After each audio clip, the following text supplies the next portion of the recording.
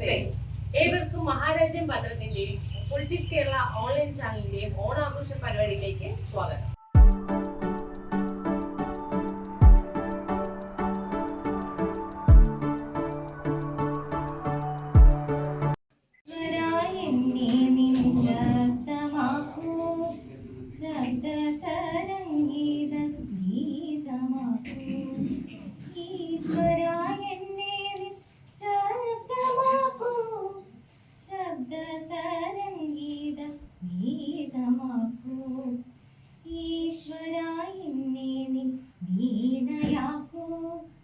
വീണയിൽ നീട്ടുന്ന രാഗമാക്കൂ ഈശ്വര എന്നെ നിൻ വീണയാക്കൂ വീണയിൽ നീട്ടുന്ന രാഗമാക്കൂ ഈശ്വര എന്നെ നിൻ ശോഭയാക്കൂ ശോഭിത സുന്ദര ദീപമാക്കൂ ഈശ്വര എന്നെ നിൻ ശോഭയാക്കൂ ശോഭിത സുന്ദര ദീപമാക്കൂ.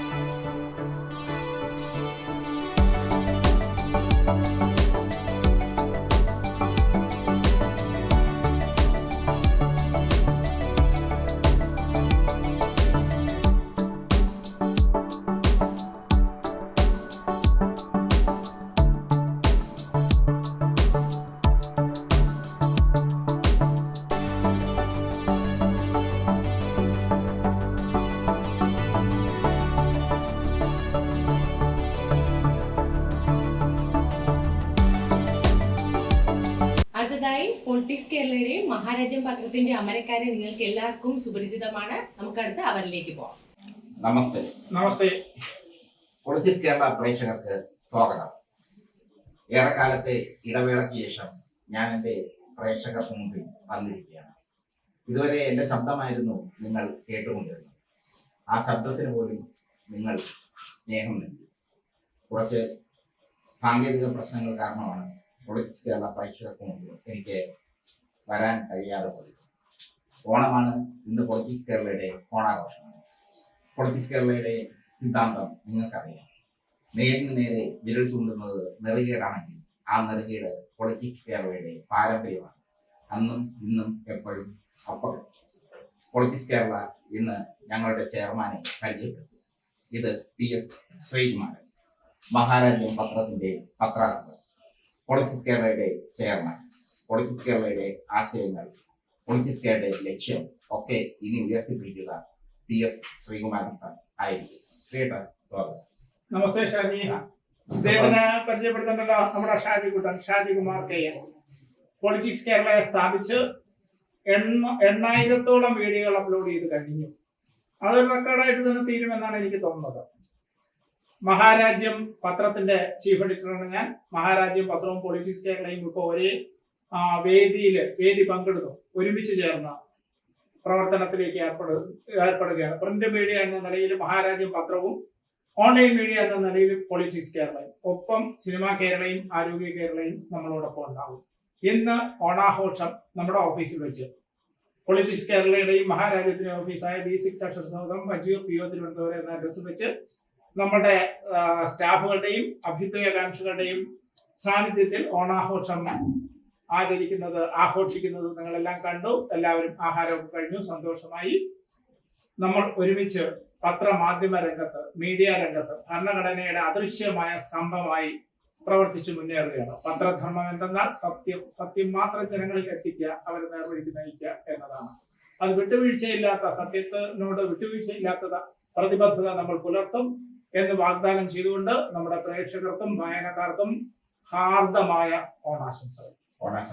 പ്രിയ സുഹൃത്തുക്കളെ, പൊളിറ്റിക്സ് കേരള മഹാരാജ്യം കുടുംബത്തിലെ രണ്ടുപേരാണ് ശ്രീ പ്രശാന്തും ശ്രീകുട്ടിയും. ഇവരുടെ പുത്രിയാണ് സാത്വിക.